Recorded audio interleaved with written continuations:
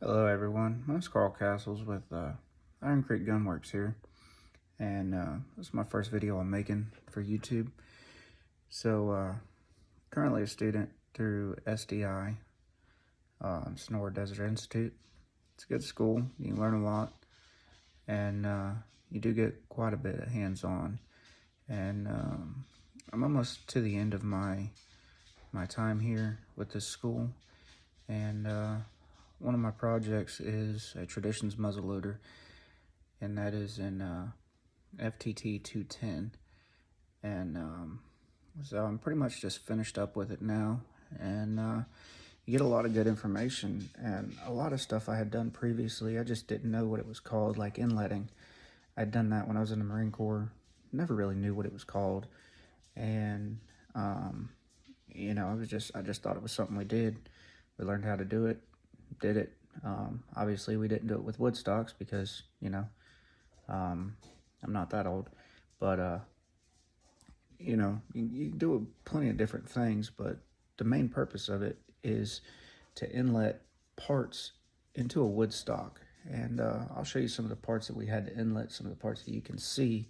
And let me flip my camera here if I can figure out how to flip my camera.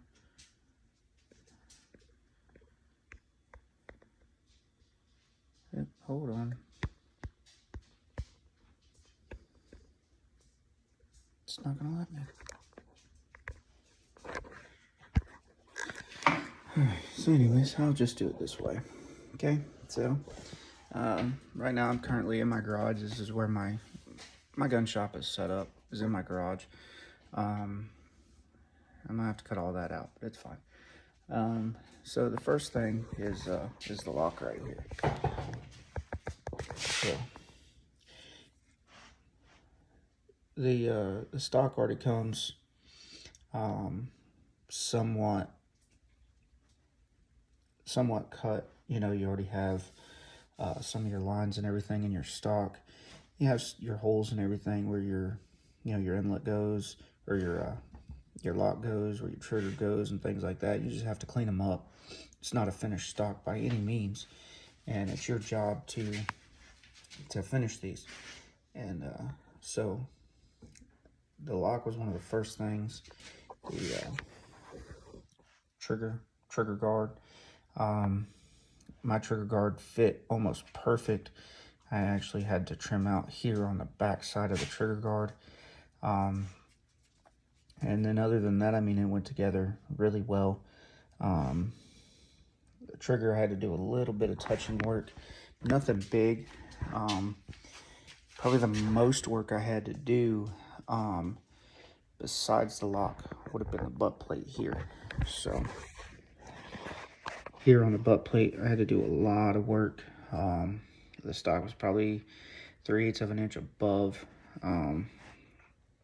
Still got a little bit of work I want to do to clean it up a little bit more. But I'll make that into another video.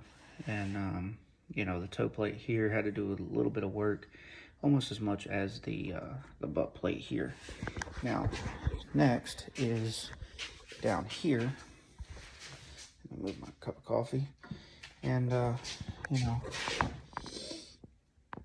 I had to do the nose cap, and then, you know, the thimbles here and here for your ramrod. And so yeah, so I did those. Had to install the barrel tenons. There's one here, one down here. I don't know how. Down there and down here are the barrel tenons. And yeah, I mean, it went together pretty easy, and you know, it was a pretty fun learning experience. So I already had experience doing some of this stuff, but you know, it wasn't more.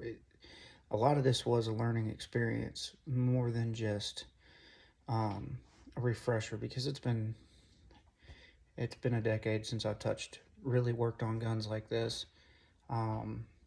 And so it's been a good experience.